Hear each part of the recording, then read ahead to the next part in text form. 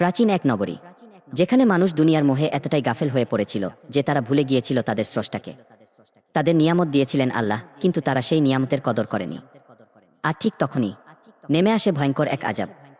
এই গল্প শুধু একটি জাতির নয়, এই গল্প আমাদের সকলের জন্য একটি সতর্কবার্তা। নগরীর নাম ছিল গাফেলা। এটি ছিল মরুভূমির মাঝখানে এক ঐশ্বর্যশালী জনপদ। মানুষের ঘরে ঘরে ছিল সোনা, রূপা, বিলাসিতা।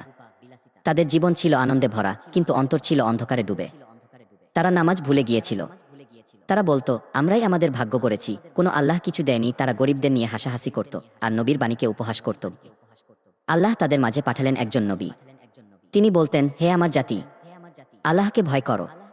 তিনি তোমাদের সব দিয়েছেন, কিন্তু তার আদেশ অমান্য করলে এক ভয়ঙ্কর গজব তোমাদের ধ্বংস করে দেবে। কিন্তু মানুষ বলল, তুই এক পাগল ছাড়া কিছু না। আজাব তাও দেখি কিভাবে আসে। তারা নবীকে কষ্ট দিল, বিদ্রুপ করল, এমনকি শহর থেকে বের করে দিল। আর তারপরেই শুরু হলো প্রকৃতির প্রতিশোধ। প্রথমে বন্ধ হয়ে গেল বৃষ্টি, তারপর মাটি শুকিয়ে গেল, জমি ফসল দিল না। গরু ছাগল একে একে মারা যেতে লাগল। মানুষ বুঝল কিছু একটা ভুল হচ্ছে, কিন্তু তারা তাওবা করল না, বরং বলল, এ তো শুধু আবহাওয়ার ব্যাপার, এসব গুজব। তারপর এক রাতে আকাশ কালো হয়ে গেল, সূর্য উঠল না। ভূমিকম্পে কেঁপে উঠল পুরো নগরী। ঘরবাড়ি দুলে উঠল, পাহাড় ধসে পড়ল। এরপর শুরু হলো এক ভয়ঙ্কর বালিঝড়, যা 7 দিন 7 রাত চলেছিল।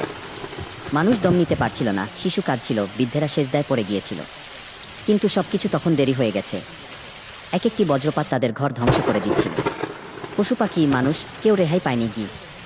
7 দিন পর ঝড় থামল। সূর্য উঠল, কিন্তু মানুষ উঠল না। পুরো নগরী নিস্তব্ধ। একটা পাখিও ডাকছে না, শুধু ভাঙা ঘরের নিচে চাপা পড়া হাড়গোড়। এক সময়কার বিলাসী গাফেলা নগরী এখন শুধুই ধ্বংসস্তূপ। আমি আজ জাতির উপর এক ভয়ানক ঝড় পাঠিয়েছিলাম, যা 7 রাত এবং 8 দিন চলেছিল।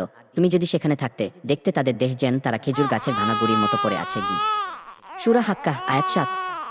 এই আযাব শুধু অতীতের নয়, আজও যদি আমরা নামাজ ছেড়ে দেই, অন্যায়কে প্রশ্রয় দিই, আল্লাহর দয়াকে তুচ্ছ করি, তাহলে সেই একই গজব আমাদের উপরও আসতে পারে।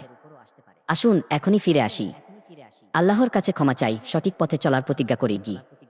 এই গল্প তোমাকে নাড়া দিয়েছে? তাহলে শেয়ার করো, যেন অন্যের হৃদয়েও তাওবার আগুন জ্বলে ওঠে।